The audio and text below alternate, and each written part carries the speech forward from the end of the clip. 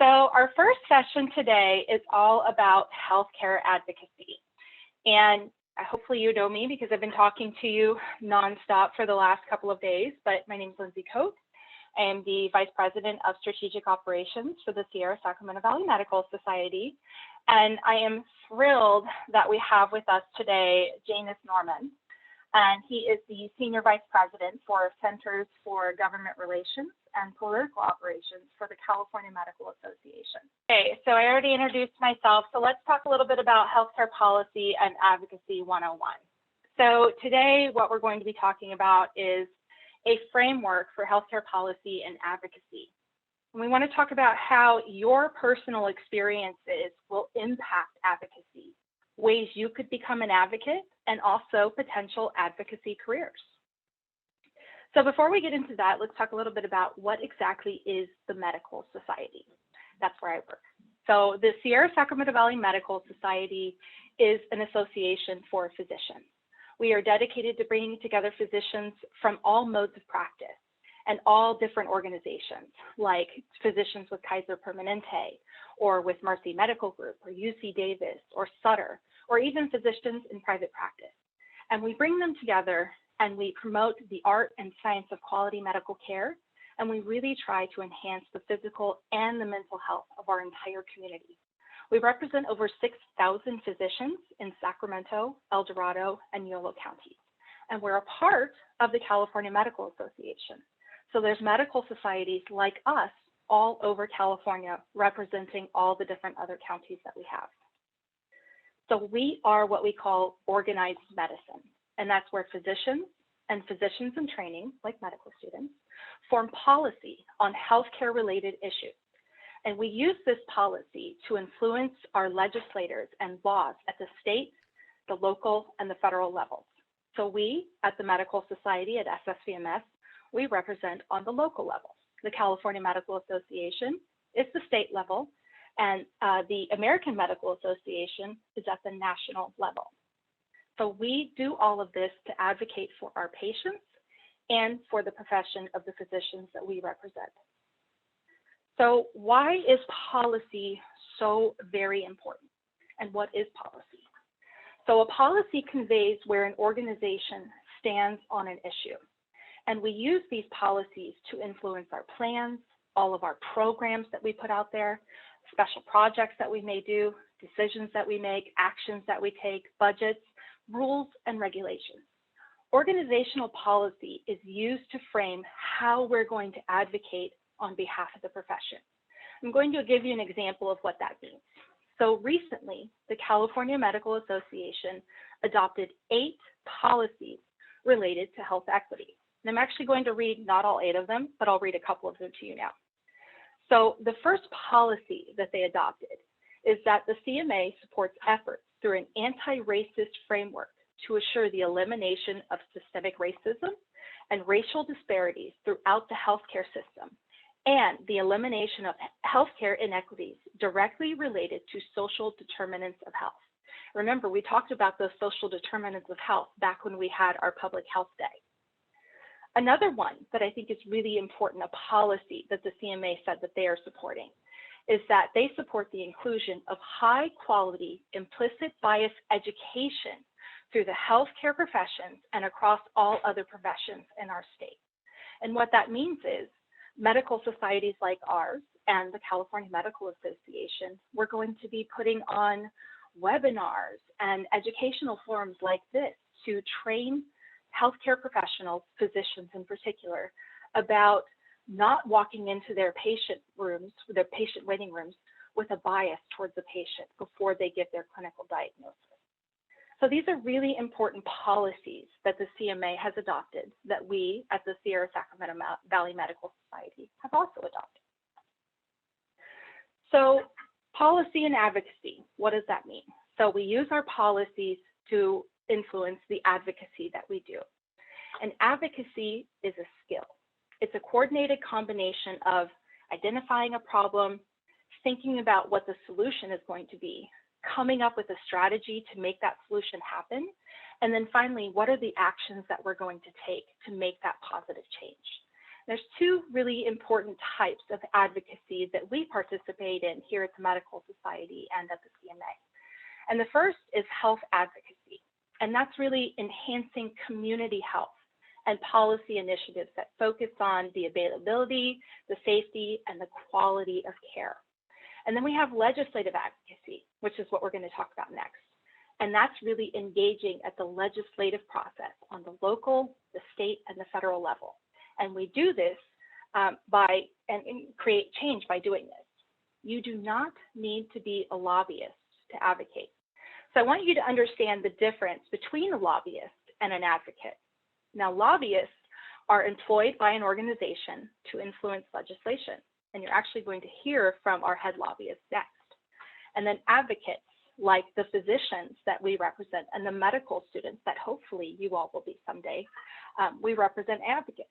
And advocates are the real world example for how to help elected officials understand a really complicated healthcare issue.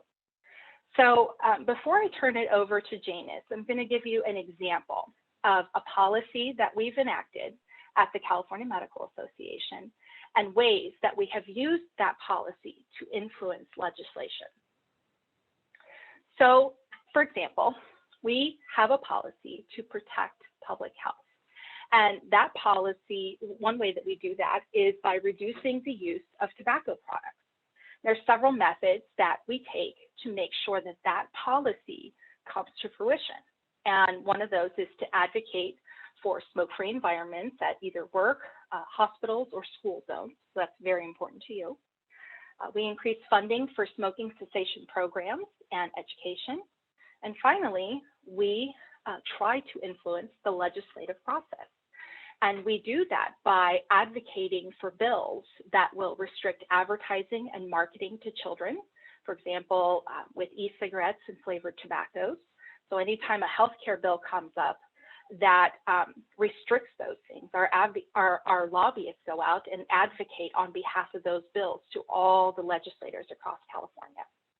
And we also have legislation that increases taxes on tobacco.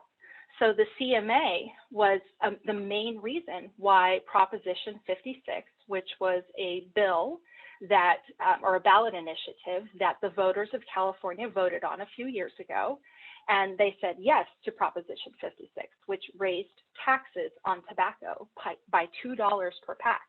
And then the money that was raised, those $2 per pack, it was over $1 billion a year, went into funding cessation programs, smoking cessation programs, and it helped to fund Medi-Cal, which is the state's biggest health insurance. So I think now is a good time to turn it over to Janus, the head lobbyist at the California Medical Association. And he's going to share a little bit about his journey, what a lobbyist does, and whatever else Janus feels like sharing. He's one of my favorite speakers in the world. So Janus, please take it away. Awesome. It's wonderful to virtually meet everyone. Just somebody wave at me just to make sure you can hear me. Okay, perfect. Wonderful meeting everyone. Really appreciate the opportunity to speak with you. And I think what we would do is just sort of walk through how I became a lobbyist, sort of what experience I had, and then really want to start with what made me want to go into a career in lobbying / advocacy. I thought would be helpful. I want you to interrupt me. I want you to ask me questions. I want to make this as interactive as possible so that you walk away knowing, you know, you can do this. And if it sounds like something that you would be interested in, that you're clear on what the pathway and what the journey is to get there. So first and foremost, how did I get engaged in lobbying? So I attended Sacramento State. I was a communications major. And so a communications major is literally the art and science of how do you effectively write, and read for understanding so that you can effectively communicate an idea. in a persuasive manner, in a memorable manner. That's what I studied. Sacramento State has a fantastic communication studies program. And initially, I thought I was going to get into public affairs because I really liked the notion of taking things that were compelling or complicated and explaining it in a manner that made it gathering other people's interest in something that they may or may not care about, and trying to really convince them on why they should care about it. During that journey, I was fortunate enough to get an internship with a public sector employee labor union called ASME. They represented school employees, agriculture inspector aides, doctors at the state level and county level. And by that, I mean they were employed by the state and employed by the county. They represented IHSS workers, which are individuals who take care of sick and or disabled individuals in their homes. And it was there I saw the impact that laws pass at the state level, and even laws, because the state oftentimes interacts with the federal government, laws passed at the federal level impacted the daily lives of folks. And that resources granted in the state budget process could either help people or leave people behind, to put it frankly. And then lastly, I was a pretty competitive person. I grew up playing sports, and the legislative process is a competitive process. At the end of every vote, there's winners and there's losers. And then you sort of reset the table and you play the game all over again. And I thought it was a perfect combination of things that I wanted to do. I wanted a career in which I could help people. I wanted to have a creative, positive outlet for my competitive nature. And I wanted every day to be different. And that's the one thing about the legislative process. While there is consistency of process, there's unpredictability about challenges and what you're going to face in that day. So through that, I continued on from that internship, and then I worked in the legislature. I was a staffer for then Assembly Member Darrell Steinberg, who was the chair of Appropriations Committee. I think everyone's from Sacramento. So if you're in Sacramento proper, you may know that Darrell Steinberg is currently the mayor of Sacramento. That was my boss. And I had, he was really focused on taxation policy, which is super boring, but really impactful when you think about how much money is the government going to take from you in order to provide essential services such as public education, fire, safety, things of that nature. He was really into foster care, trying to make sure that those kids that were in many ways most disadvantaged had an opportunity to be successful in life. And then as a lawyer, he was really interested in the court system and making sure the court system operated at a peak high efficiency. I didn't work on any of those issues. I had his odds and ends package. And so I had, every legislator will carry around 20 bills. And when you're carrying 15 to 20 bills, and when you're carrying that many bills, they like to say they like to carry a well-rounded package. So, 5 to 8 bills would be on their core issues, and then they'll just have a mixed bag of other stuff. That was my job. I focused on the other stuff, which made it really interesting, all the different things that I got to focus on or impact, but I also saw the breadth of the legislative process. So my first bill that I staffed that was signed into law dealt with unclaimed property held by the state controller and what happened to it if it was an insurance product and the insurance product went from a privately held company to a publicly held company. I knew nothing about escheatment law. I still can't tell you a lot about escheatment law, but I learned about literally the whole process of unclaimed property when people leave things in banks, when other institutions can't find people. I helped my uncle find $500 that the bank had sort of turned over. And so I was like, this is cool. I never even knew there was this unclaimed property law. I was also able to work on crazy things like exotic chicken disease, and trying to figure out how do we make sure that our food supply, right, was safe, which is essentially what you're talking about with exotic chicken disease, is trying to make sure that when you get an egg, it's been cared for properly and that you don't get sick.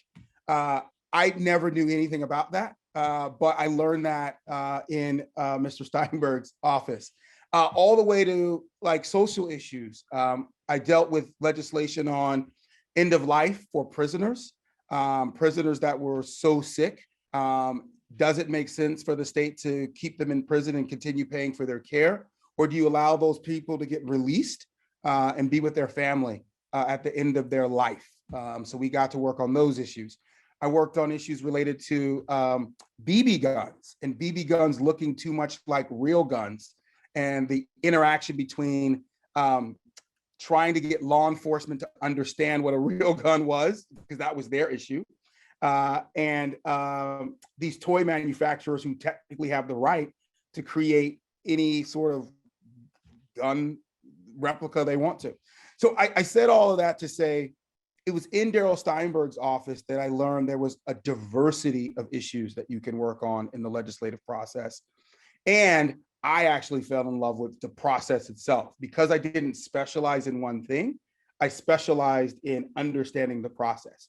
How do you move a bill from the beginning of it, when it's just an introduced idea, get it through your various policy committees in which a number of legislators will debate the issue? How do you get it off the floor where everybody in the Assembly or the Senate will debate the issue? And then going over to the next House and working through the challenges of the next House. Also, in my experience with Darrell Steinberg, I worked in his district office, which was a completely different experience as well. I helped people keep their lights on with SMUD. I helped people do turkey drives and things of that nature. But one of the best things that experience taught me was the responsiveness, and this gets back to Lindsay's point about what it means to be an advocate, the responsiveness of a legislator to their local constituents. In the district office, you see the process in which every phone call is cataloged, every email is cataloged. All of that is sent up to the Capitol office so they can say, hey, this is what your constituents care about. This is what your constituents are saying about a particular piece of legislation.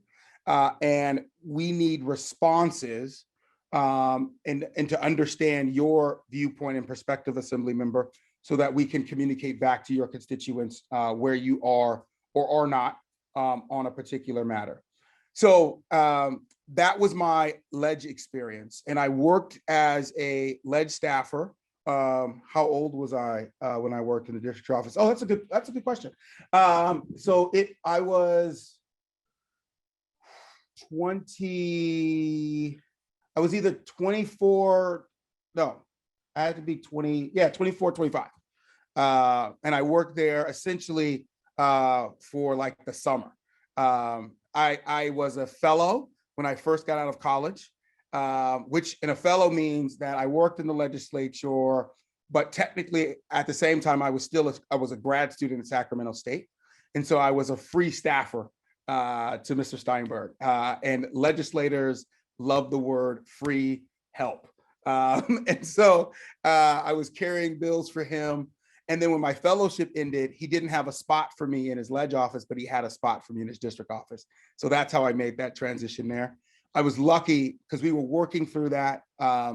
We had just finished the Passport to Summer, which he still does, which is a great program where you bring all the summer programs together and parents can come at a one-stop shop and sign their kids up for a bunch of summer camps and things of that nature.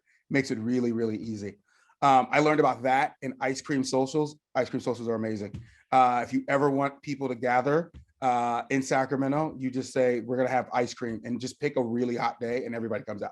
But anyway, so I was 24, 25 around that time. When I went back into the building, I then moved from Mr. Steinberg's personal staff, and I had the opportunity to work in the budget committee. The budget committee was wonderful experience. I've never worked so hard. Well, actually, I work just as hard now, but it was the first time in my life that you were on this clock. And it was essentially in many days, 24 hours a day. Essentially, the budget is introduced by the governor, consistent with the law, by January 10th. The budget has to be passed by June 15th, but your real deadline for enactment is July 1. The governor has to do a revision to his budget in May. And you have, between that May revision and June 15th, you essentially have 3 weeks to figure out how to spend hundreds of billions of dollars. I was able to do that for public safety and transportation. Public safety included the court system, the correctional system, local sheriffs, things of that nature, probation departments. And then the transportation side was Caltrans, the Bay Bridge, all the potholes. I was delving out funds to fix those things. I did that for 3 years, but 6 budgets, because it was during the downtime of the state. And we were passing budgets like twice a year, which was not fun, but really, really enjoyable and a tremendous life experience from a learning spot. I mentioned that is because it was the jump between the budget committee to go, I got recruited away to go work at Judicial Council. Pop quiz. How many people know what Judicial Council is? And it should be no one. So unless your like parents are a judge, you have no reason to know what Judicial Council is. Okay. So as you know, there are 3 branches to government. There's the executive branch, governor, legislative branch, assembly, and the Senate, and then the judicial branch. The judicial branch is their policy body, and their governing body is called the Judicial Council. The Chief Justice of the California Supreme Court chairs it. There's various judges from the appellate court and the superior court. And then within that body, there are a number of offices, but there's also an Office of Government Affairs. And in an office full of lawyers, which I was not one, they needed someone who understood how to, understood the budget process, and was willing to lobby on behalf of the courts. I had never thought about lobbying before, but it was an opportunity to continue the work that I had been doing in the Capitol. One of the things that I really valued during my time in the budget committee was surrounded around family court. Family court, believe it or not, is some of the most, it's really one of the most dangerous aspects of court. There's a lot of violence that happens in those places. If you think about it, it's where people are having restraining orders executed. You're having decisions about people's children that are happening there. And there was a ton of unfortunate events that were taking place. And so I wanted to fight for more resources to go into providing additional security. All the security was not misappropriated, but disproportionately appropriated to the criminal side. And that totally makes sense. I understand that. But you can't have people that are coming looking for, again, a person trying to flee domestic violence can't come to the court system and not feel safe requesting that freedom. So that was one aspect. The other aspect that we had done was the self-help centers. Because one thing that I learned doing the budget is that attorneys are really expensive and that people typically can't afford attorneys. And so we have these self-help legal centers where people can come and figure out how to write an order or figure out how to get the sheriff to enforce an order as it related to some civil judgment. So think about it, if you had visitation rights for your kids, but the only way to exercise those rights is you had to actually write an order and get the court to sign off on the order. You would think, like the layperson would think, judge said something and it just happens. Actually, the judge says something, you as the individual have to then go do the paperwork, which is the order, and then you have to resubmit the paperwork. Well, if you don't have an attorney and you don't have anyone walking you through that process, you had tons of people that thought they had, again, access rights that they had no way of sort of figuring out how to execute. I became pretty passionate about that. And I flagged that because I work for the Medical Association now, but my first passion wasn't medical. So there are, in advocacy, that point about finding your passion is really, really key. Because when you're finding and working through your passion, you're going to work a lot of hours in any job.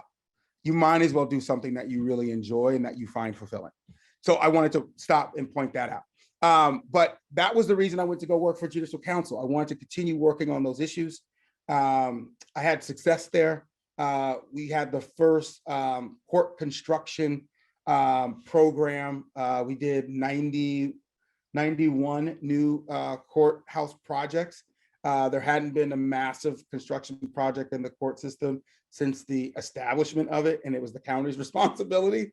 So we were really, really proud of that. We got, again, more money for self-help centers and increased protections on the family side. So I was really passionate in being able to work and do that work.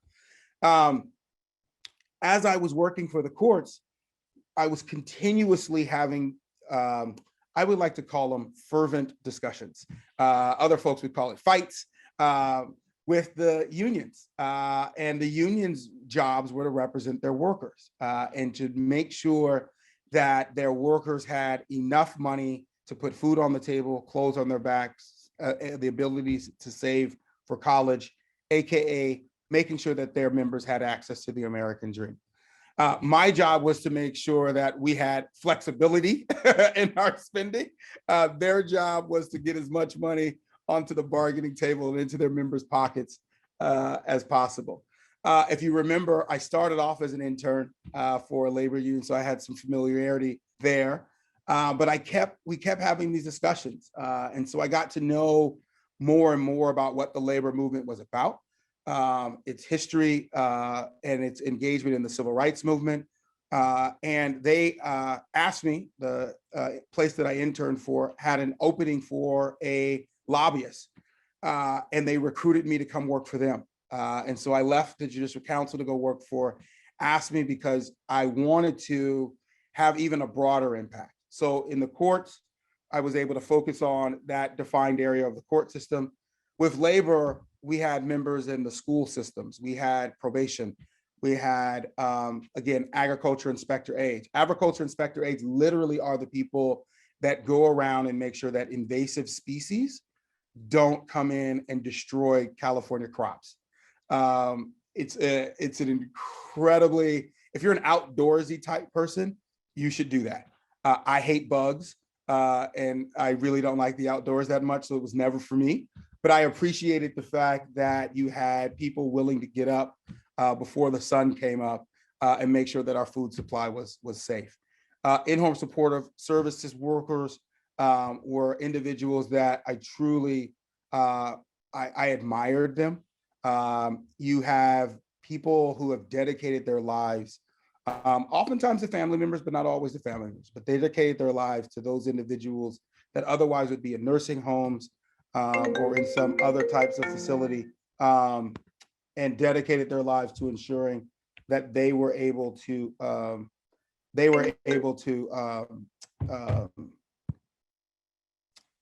have fulfillment and joy. And it's really hard work. It's undervalued work when you think about the relative amount that they get paid. And it was an emerging social service that was going through, how do you get recognized? How do you carve out enough money for it in the budget? How do you protect it against all these other sort of competing resources so that people could have dignity? So I was really passionate about that. And then my favorites were my sanitation workers. I really loved our garbage workers. I'd get up before they would get on their shifts, and we would talk with them, see what their issues were like. I should have mentioned, when I got with the union, that was the first time I really went out into the membership, out into the field. And you wanted to walk with them in their shoes and experience get a flavor. You can't really experience it every day, but get a flavor for what they were going through.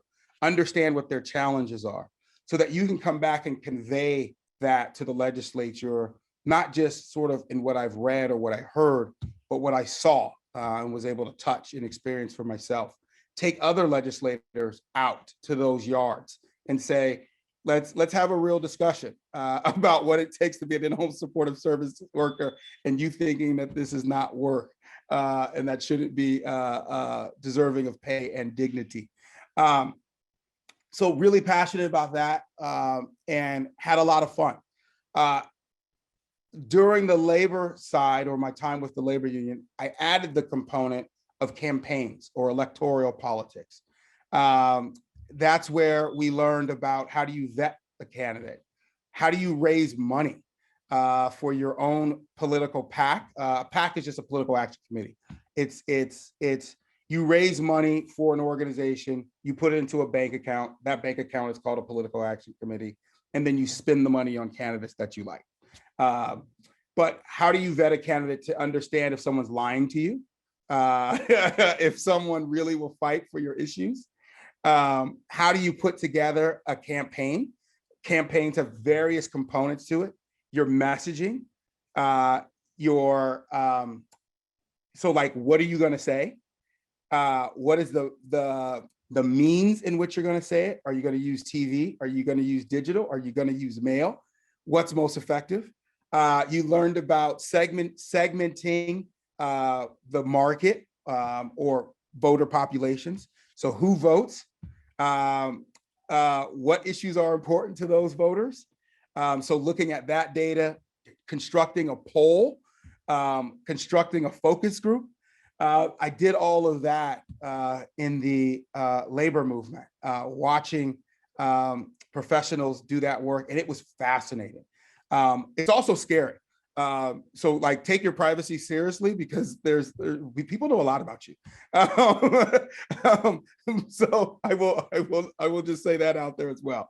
But it was a great sort of experience to see, again, when you think about it, how the legislative process connects with the district office, how the district office connects with the Capitol office, how the electoral process now comes into play to electing people to their offices, what their constituents are being told by those outside stakeholders, right? And seeing on how all of that works together, because all of that becomes your tools for advocacy.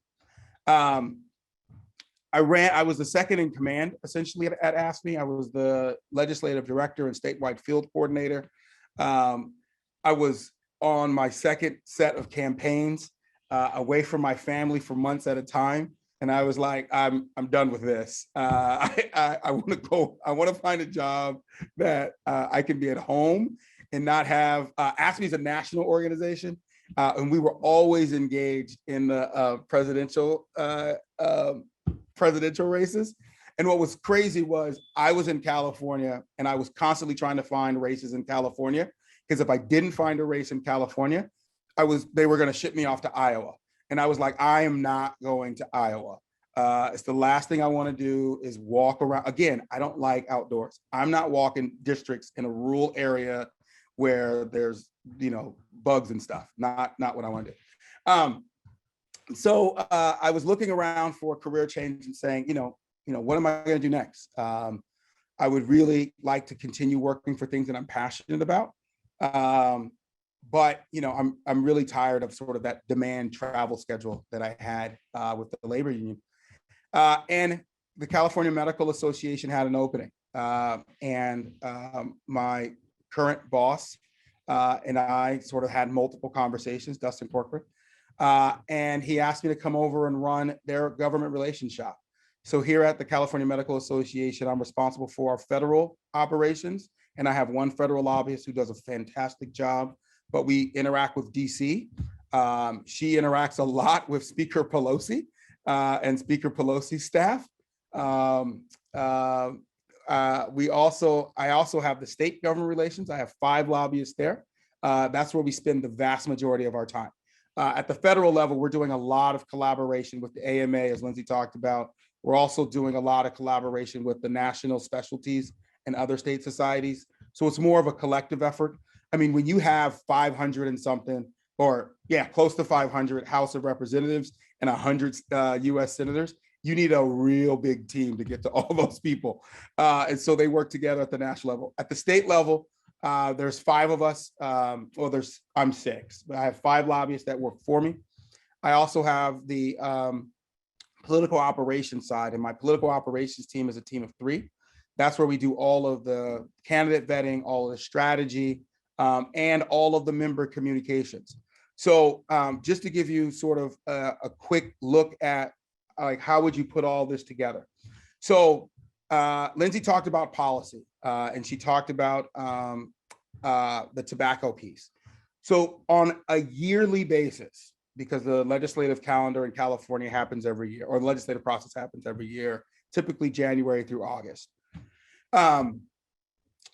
We have our big meeting in October, or our House of Delegates. It's 800 physicians get together, they debate policy, they debate the major issues, and they say at the end of that, we want you to do these 10 things. And then staff looks at them and go, okay, we can do 2. So, pick which 2 you want us to do. And then they will pick the 2, and we'll carry those things as sponsored legislation.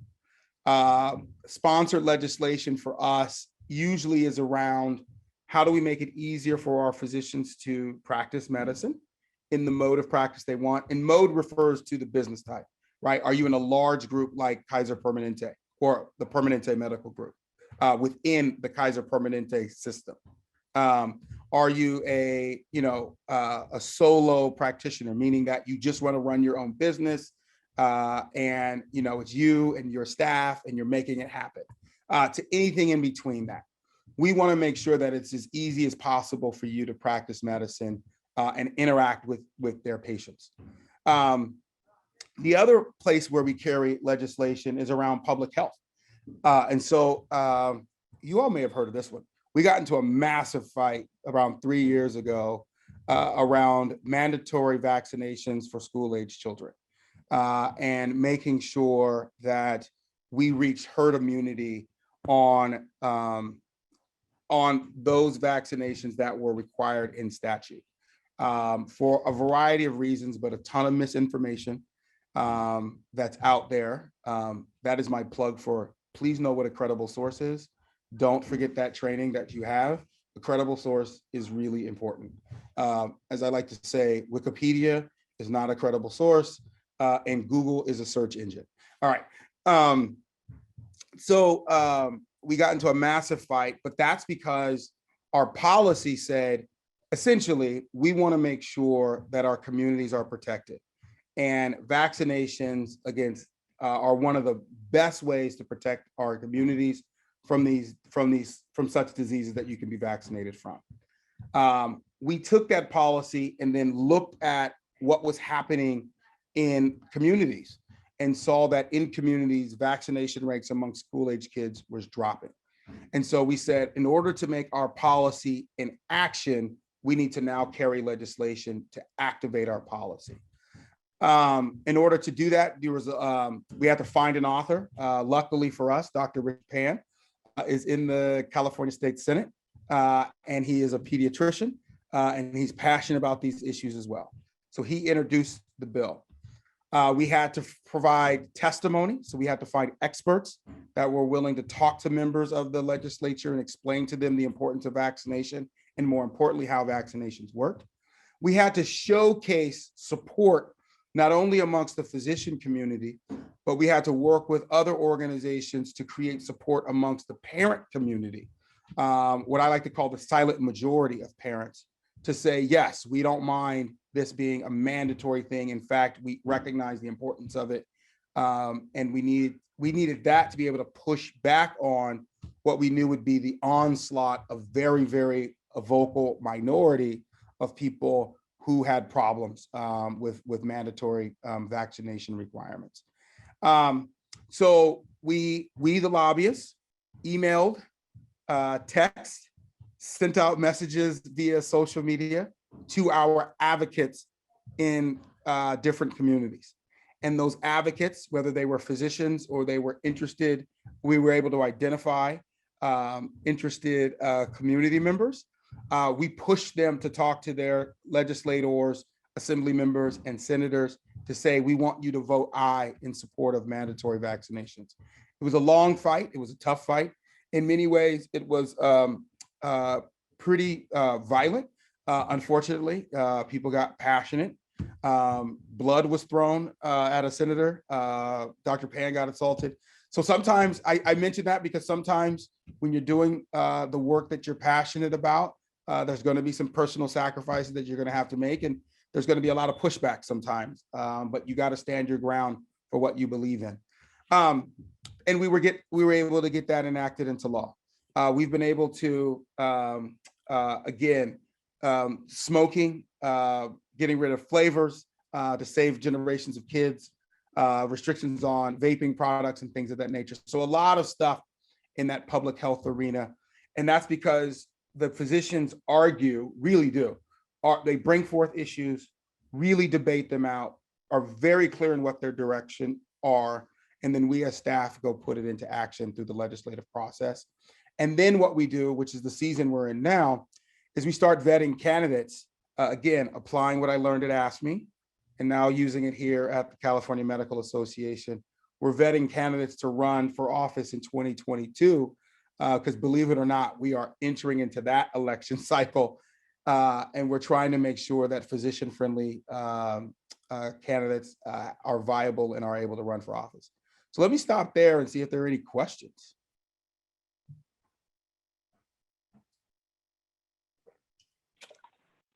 No? Who's ready to be a lobbyist? Anyone? Anyone ready to be a lobbyist? I think you scared them, Janus. I think, oh, okay. All right. What makes a good lobbyist? What makes a good lobbyist? There's different kinds. So let me say this. Your style has to be you. Does that make sense? So I think a lot of times people think that all lobbyists are like salespeople, right? It's like, hey, would you like a new car? That's not what lobbyists are. A lobbyist, to be a good lobbyist, you have to first and foremost be a good listener, because you have to talk to legislators. You have to talk to your clients. So I have one client, the California Medical Association. They're also contract lobbyists, so they'll have firms and they'll have multiple clients. But you have to listen for what problems are they trying to solve for when you're talking to your client, and understand what is at the root of it, right? Not necessarily the solution they want, but what is the problem they're trying to solve for? Because there's always multiple solutions to correct or rectify a problem. People usually want to talk about their brilliant solution. And you got to get them past that to talk and really get a heartfelt understanding of the problem. Conversely, with legislators, you have to really understand what's important to them, right? Like, how do they take in information? Are they I'm just going to say, are they a nerd? Meaning they like tons of data. They like to read. Are they a social person? They don't like to read, but they like you to spend time with them and talk to them. Are they individuals that are visual, right? So do you have to show them something? Are they people that respond to stories? And so now you got to get the right storyteller in front of them. So listening is an aspect of being a really good lobbyist. Two, again, figuring out what you're good at. I'm a really good generalist. I know enough about a lot of things to be dangerous, but I work with and identify lobbyists that are specialists, meaning they're policy experts and they understand the ins and the outs of the policy. Knowing which one, whether you like variety or whether you like just really knowing and delving deep into an issue, is another aspect of a good lobbyist, because you got to pick and choose. It's really difficult to be both of those things. And and it'll tell you what kind of places you want to work. So for example, I work for the Medical Association. If you're interested in public health, we're one of the best organizations to come work for. If you're interested in managed care, we're one of the best organizations to come work for, because you can specialize in all of those things, because all we do is healthcare. If you're interested in, like, you know, environmental justice, we're an okay place to work for, because we do that sort of marginally, but you really want to go work for people that have that as a key focus. And sometimes there are firms that specialize in that because you don't have like a large association. So I say that because knowing how you work is important. Do you need a large team? Or are you comfortable working solo and individual?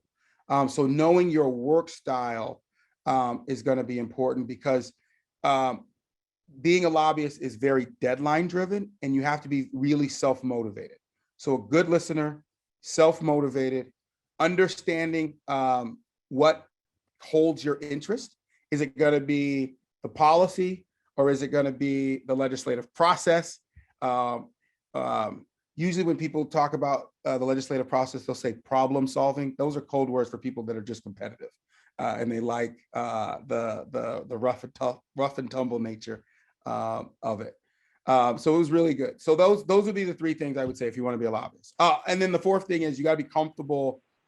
You got to be comfortable talking to people, or you have to be comfortable being uncomfortable talking to people, because you can't get around the fact that you're going to have to talk and interact with people.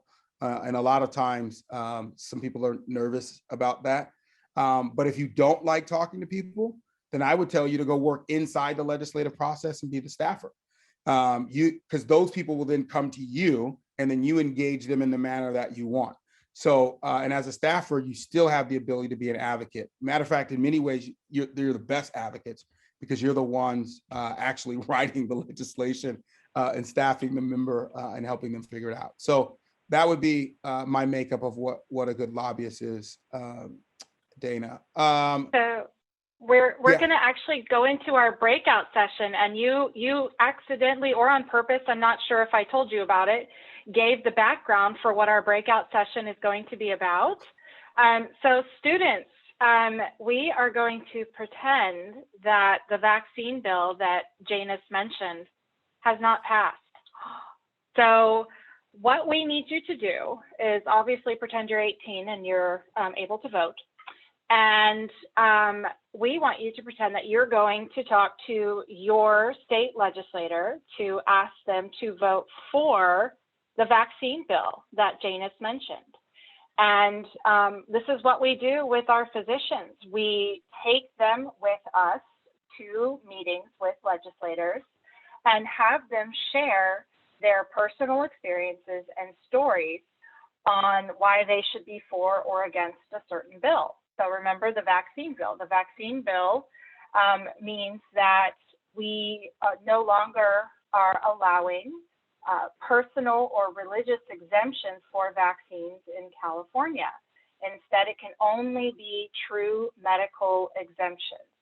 And that's for any child that is entering a new school, or they're going to kindergarten or 7th grade. They have to be up to date on their vaccines unless they have that true medical exemption in California.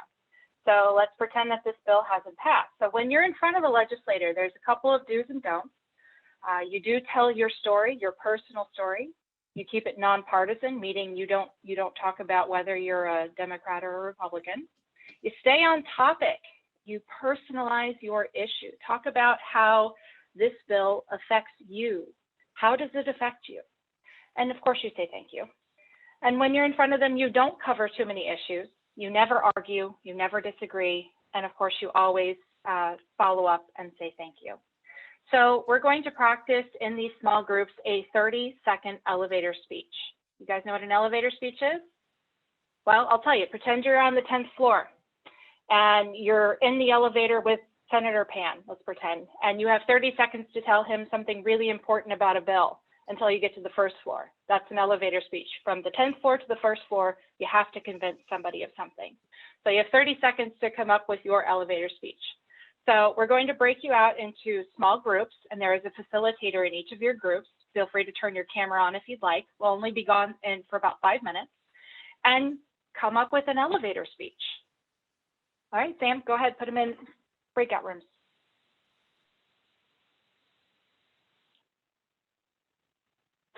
And Janus, I don't think we added you to a breakout room, so I didn't think you needed to go into that. So thank you so much for doing this. I really appreciate it. Oh, it's my pleasure. I know I went past time. Sorry, I just got caught up.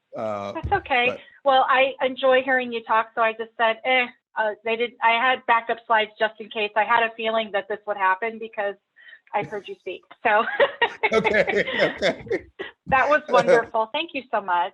Not a problem at all. My pleasure. Let me know if you need anything else. Will do. Thanks, Jadis. Talk to you later. See you later. Bye.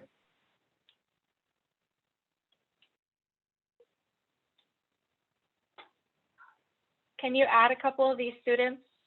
They haven't moved.